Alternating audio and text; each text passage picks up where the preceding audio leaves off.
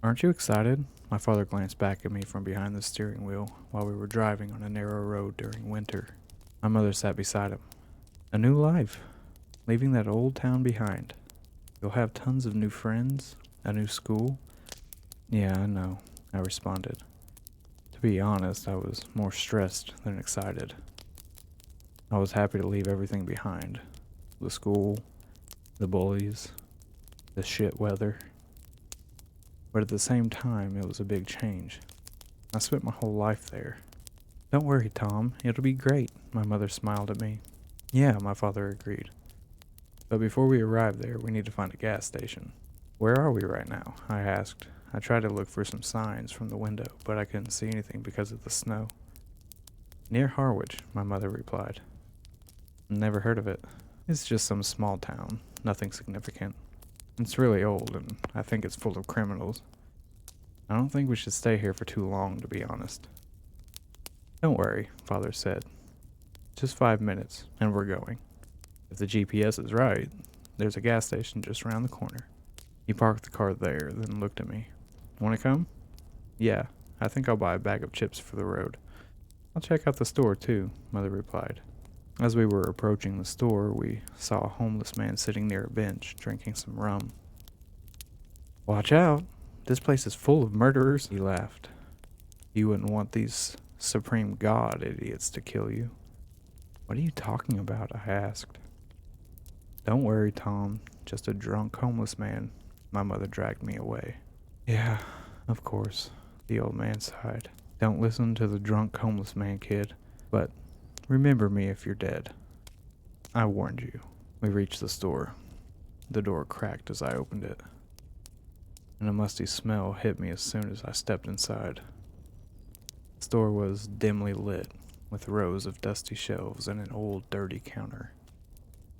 Behind the counter, there was a man, cashier, a blond guy in his 30s.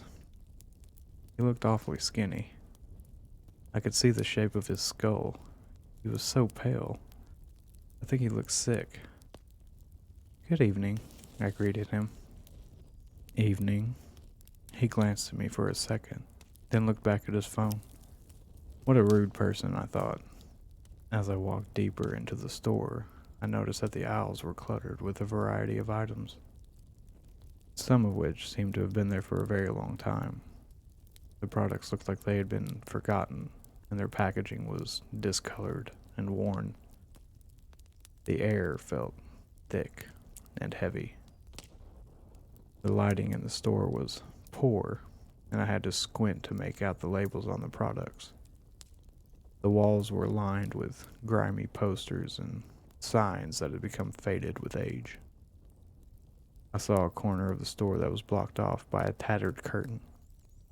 I couldn't help but wonder what was inside it, but I didn't dare to investigate. My mother walked behind me and placed her hand on my shoulder, leaning closer to me. Do you see that guy there? She whispered. I don't know what or who it is, but it's freaking me out. I looked out the window, and at first I couldn't see anything in the dark parking lot. But soon I saw what she was talking about. Near an old car, there was a tall figure wearing a strange black robe with a large hood. The creepiest thing was his mask, or at least I hoped it was a mask, and not a real moose skull. It had large horns. My blood froze as I saw the guy. My dad came inside too, walking to the cashier to pay for the fuel. When he was done, he came to us. So, are you ready? Can we go? Do you see it? My mother asked him. In a few seconds, my dad saw it too. What the fucking hell? He whispered slowly. Okay, that's enough of this town. Let's just leave. We nodded, following him out of the store. I was glad we could finally leave this gas station behind. As we approached our car, however, I had a strange feeling. It felt like someone was watching me, and it wasn't the creepy guy in the moose mask near the other car. My dad opened the car door, then immediately jumped back. At first, I didn't know why he had done that, but Then I saw another tall figure in a robe getting out of the car, rising above my dad. The guy had a human skull mask on his head. I don't know if he was the scarier one or the one with the moose skull. "What are you doing in our car?" my father shouted at him. "Who the fuck are you?" As we looked around, we could see even more hooded figures around the gas station. We were surrounded. As we came to this realization, I think we all started to think about what to do next. Maybe we could jump into the car fast enough, then drive out of here. But we couldn't do that, as the hooded guy was still standing between my father and our car. "Run back to the store," father shouted, and we all started running at the same time as fast as we could. When all three of us entered the building, we looked back. The hooded guys weren't following us. They were just standing there. At least 20 of them. The cashier walked to us. We hadn't noticed this when it happened, but now, looking back, I remember him being in a dark robe. "Please, sir, call the police," my mother said to him. "Who are they?"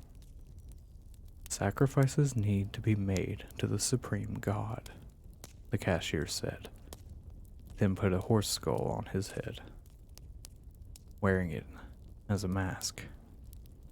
He then raised his hood. "What the?" My father couldn't finish this sentence, as the cashier cut his throat with a quick swing of a knife. My father looked at him and then at us, not understanding what had happened, unable to talk. I could never forget that expression. He looked at us for a few seconds, but it felt like hours went by. He then collapsed to the ground. A blood puddle started to form around him. My mother screamed at the top of her lungs. I just couldn't react. I was unable to comprehend the events of that night. It was like a nightmare. I hoped I could wake up right at that minute.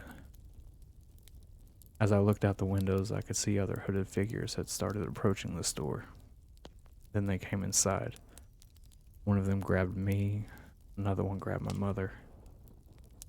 The cashier with the horse skull raised his knife, then pointed right at my mother. "Tom, look at me," my mother said, crying. "You know I love you, right?" As soon as she said this, the cashier stabbed that knife in her throat, killing her in just a few seconds. "May the supreme God take care of you in the afterlife." They all said it at the same time. He then pointed the knife at me. "Wait!" I shouted. My survivor instincts must have kicked in. I couldn't even cry, as I was still in shock. I lost both my parents, just because we didn't have enough fuel. "Who is the supreme God? I want to learn about him. I want to join you." They stopped. There was about half a minute of silence. The one with the horse skull looked around. Some others were nodding toward him. He then looked at me. "The supreme God is welcoming everyone who has an open mind." Now I'm trapped with them. A fucking cult. A bunch of fucking murderers, and I have to pretend to be a part of it. I have to pretend that I don't care about the death of my parents. Please, if someone near Harwich is reading this, call the police. I don't know exactly where I am. I think they want to do some kind of ritual to make me part of their cult. Please help.